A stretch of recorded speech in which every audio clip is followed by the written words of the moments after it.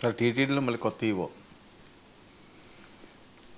ఏడుకొండలవాడ ఎక్కడున్నావయ్యా, ఎన్ని మెట్లు ఎక్కినా కానరావయ్యా అని ఎప్పుడో పూర్వం సినిమాలు మొదలవగానే పాట వేసేవాళ్ళు. కాబట్టి ఆ పాట వేస్తేనే సినిమా మొదలు. సరే, ఏడుకొండలవాడకి నిజంగా టీటీడీకి శ్యామలరావుని తెచ్చారు. ఆయన వచ్చిన కొన్నాళ్లకు మొదట ఇది చెప్పి తర్వాత కల్తీనే కేసు అది వచ్చింది. ఆ తర్వాత కొన్నాళ్ళకు నాయుడు గారిని పంపించారు. ఇంకా తర్వాత ఎన్ని వివాదాలు జరిగాయి ఇవన్నీ మనం చూసాం. అంటే చంద్రబాబు నాయుడు ఏరుకోరి తెచ్చిన శ్యామలరావుతో ఇంత తొందరగా ఆయన అక్కడ వ్యవహారాలు చక్కదిద్దలేదని భావించే పరిస్థితి ఎందుకు వచ్చింది? నేనైతే మీకు చాలాసార్లు చెప్పాను ఆన్ రికార్డు. ఇప్పుడున్న ఈవోకు చైర్మన్కు పడడం లేదు. అక్కడ కొండ మీద పరిపాలన వీటన్నిటిలో ఒక అస్తవ్యస్త పరిస్థితి, సమన్వయ లోపం చాలా బలంగా ఉంది.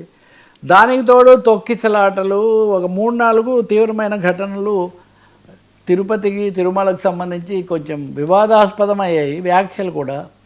వీటిలో ఎవరి పొరపాటు, వీటి మీద అక్కడ ఉన్న వాళ్ళని అడిగితే ఒక్కొక్కరు ఒక విధంగా చెప్తారు.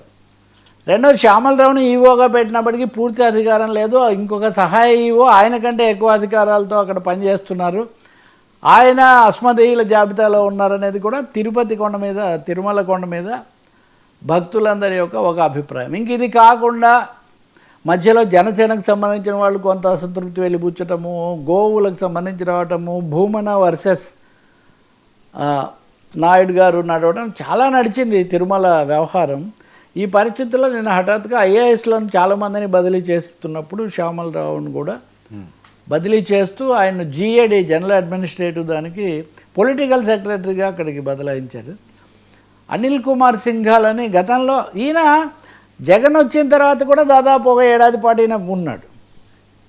అప్పుడు కూడా ఐ థింక్ బీజేపీ మిత్రులే విమర్శ చేసినట్టు, తెలుగు వాళ్ళు ఎవరు దొరకలేదా, ఫలానా వాళ్ళు ఎవరు దొరకలేదా, ఇలాంటి విమర్శలు చేసేవాళ్ళు. ఇప్పుడు ఆయన మళ్ళీ తిరిగి నియమించారు. అంటే ఏదో సామెత చెప్తారు మనకు, ఇది కొత్త దీనికంటే కొత్త దేవుడి కంటే పాత దయ్యమే మేలని ఒక సామెత. నేనేమో ఆయన దయ్యం అంటలేదు, కవిత అన్నట్టుగా. కానీ ఏదో లోపం జరిగింది అక్కడ, సమన్వయ లోపము ఏదో తీవ్రంగానే ఉందని ప్రభుత్వం భావించిందని అనుకోవాల్సి వస్తుంది.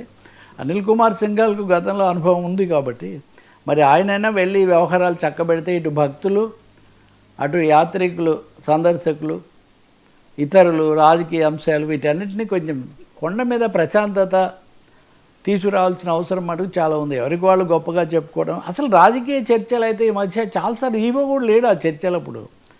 వైసీపీ టీడీపీ వాదోపవాదాల స్థాయిలో టీటీడీకి టీడీపీకి తేడా ఉండాలి కదా. టీడీపీ అని నియమిస్తుంది, అధికారంలో వాళ్ళు ఉన్నారు కాబట్టి. కానీ టీడీపీ టీటీడీ ఒక అక్షరమే కలిసేది, మిగిలినవి 2 అక్షరాలు అనుకోండి, ఒక అక్షరం కలవదు. అదే ఆ పీ ఫర్ పరమాత్మ అనుకుంటే అక్కడ ఆధ్యాత్మిక విషయాలు జరగాల్సి ఉంటుంది. అదే ఇక్కడ తేడా వచ్చింది. చూడాలి మరి. సార్ అమెరికా దూకుడు, ఇంకా ఇతర చాలా విషయాలు కూడా అట్లాంటివే. ఐఏఎస్లు వీళ్ళకి ఐపీఎస్లను నెక్స్ట్ రౌండ్లో ఐపీఎస్లను మారుస్తారని చెప్తున్నారు.